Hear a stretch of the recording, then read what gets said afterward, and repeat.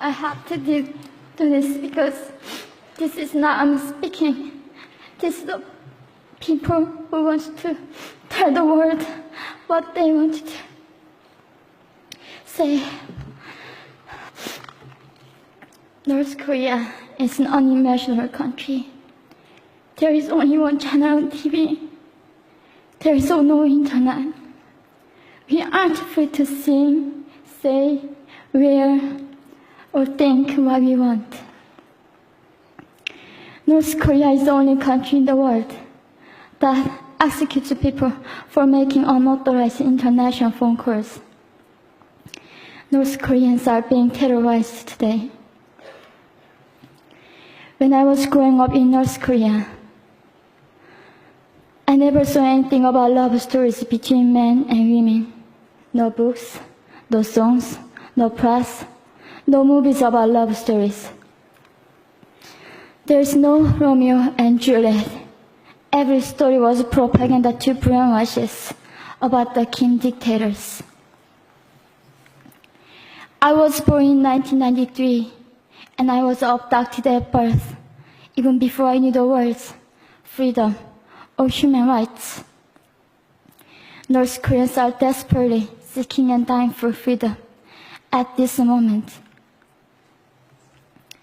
When I was 9 years old, I saw my friend's mother publicly executed. Her crime, watching a Hollywood movie. Expressing doubt about the greatness of the regime can get 3 generations of a family imprisoned or executed.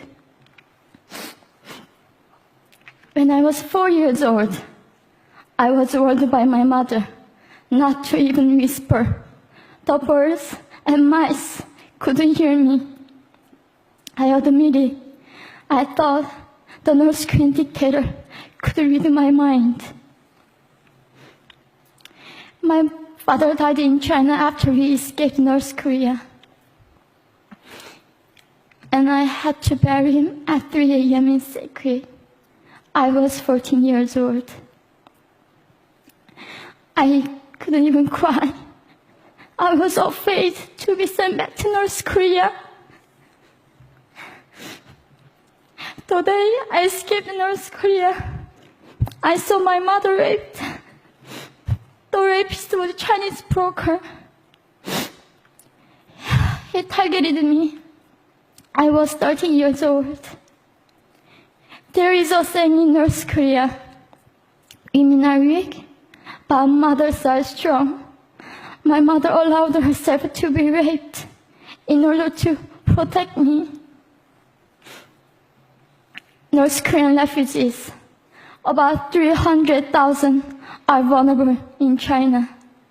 70% of North Korean and teenage girls are being victimized, sometimes sold for as little as $200.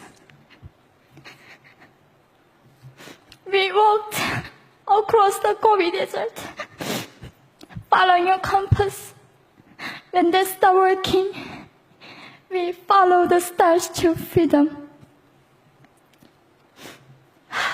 I felt only the stars were with us.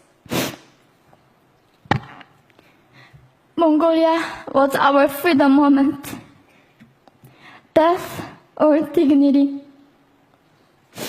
Armed with knives, we were prepared to kill ourselves if we were going to be sent back to North Korea.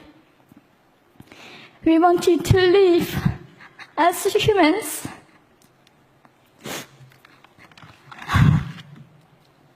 People often ask me, how can we help North Koreans?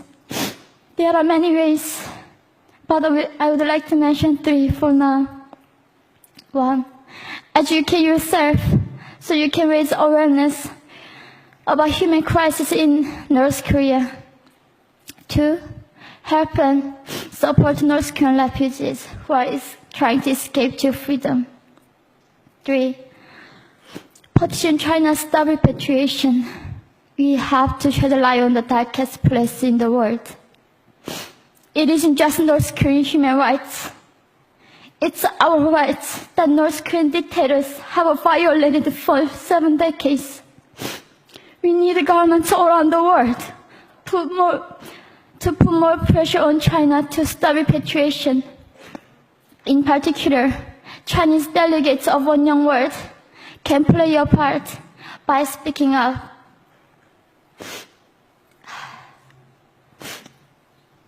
North Korea is indescribable. No humans deserve to be oppressed just because of their birthplace. We need to focus less on the regime and more on the people who are being forgotten. One Young World, we are the ones who will make them visible. Fellow delegates, please join me as we make this a global movement to free North Koreans.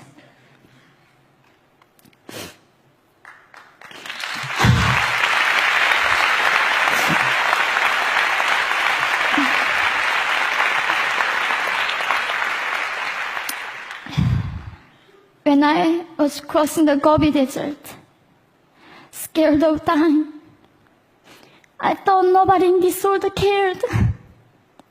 It seemed that only the stars were with me.